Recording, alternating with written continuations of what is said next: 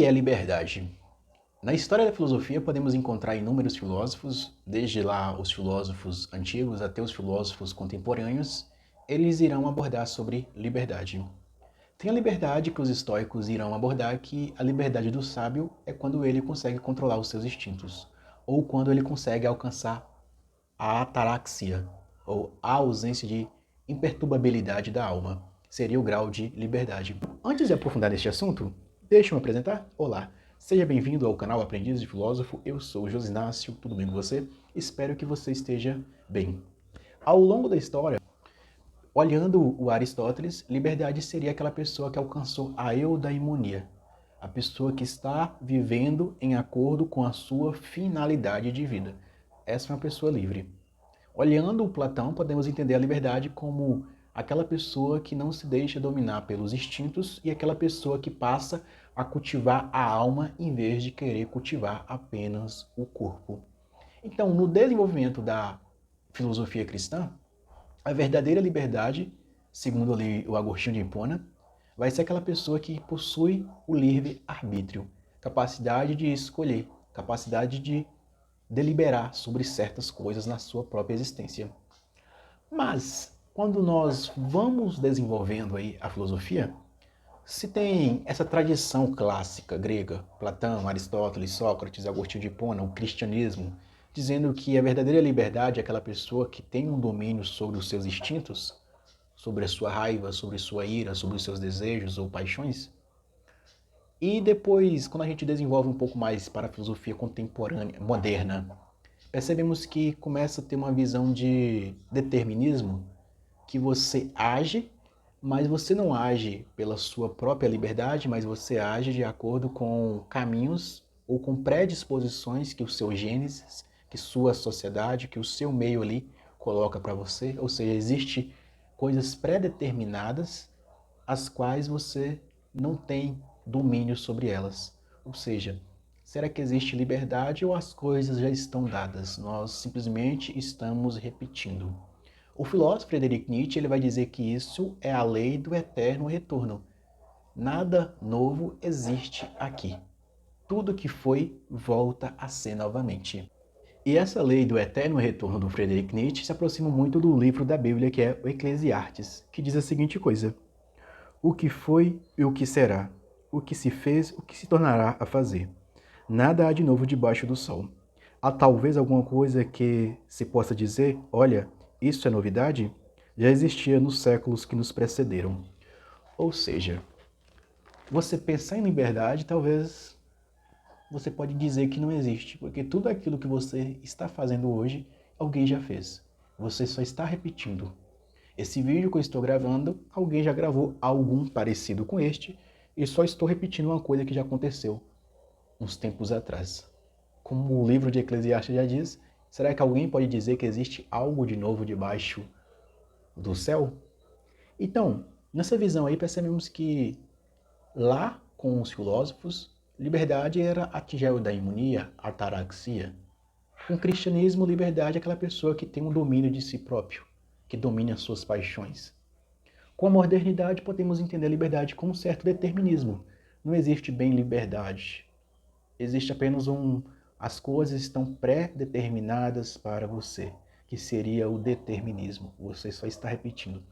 Isso aí é muito influência da visão ou do método científico na filosofia moderna, na modernidade.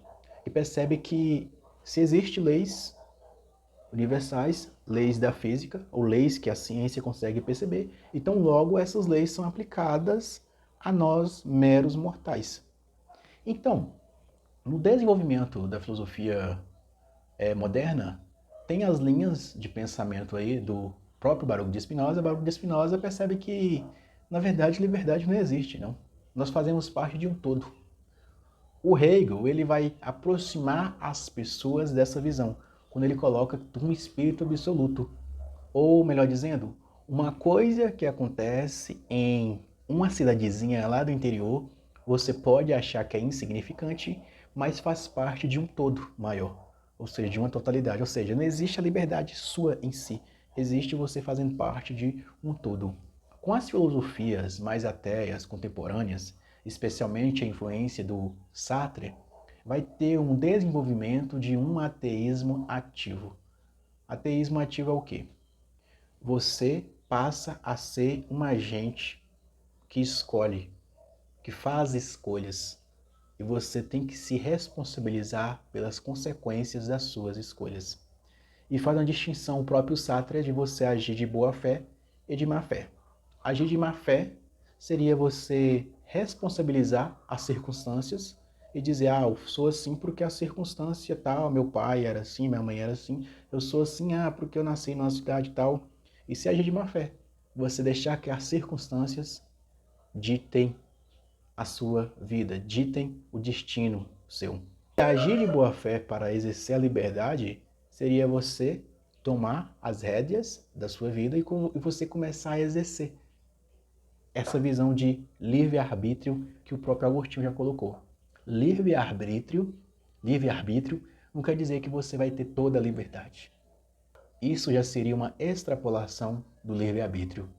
O livre-arbítrio seria independente das situações, eu tenho capacidade de tomar ou de fazer certas escolhas.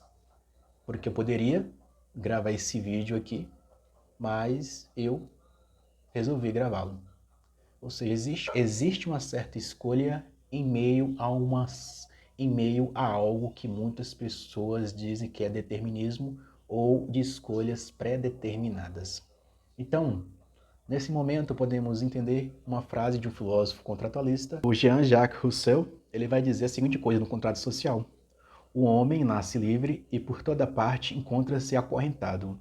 Embora se julgue senhor dos outros, não deixe de ser mais escravo do que eles. Para Rousseau, há dois tipos de liberdade: a liberdade pessoal e a liberdade social.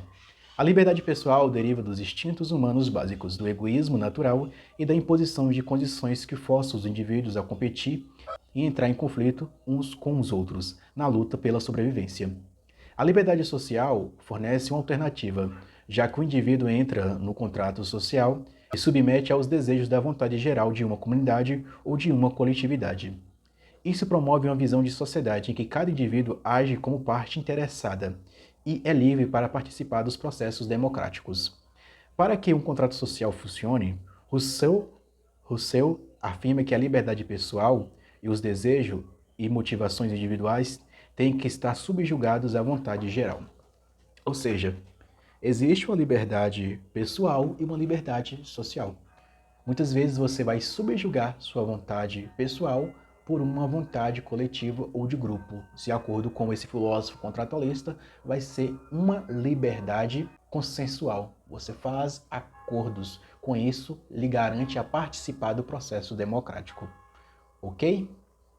Espero que esse conteúdo ajude você e bons estudos de filosofia. E eu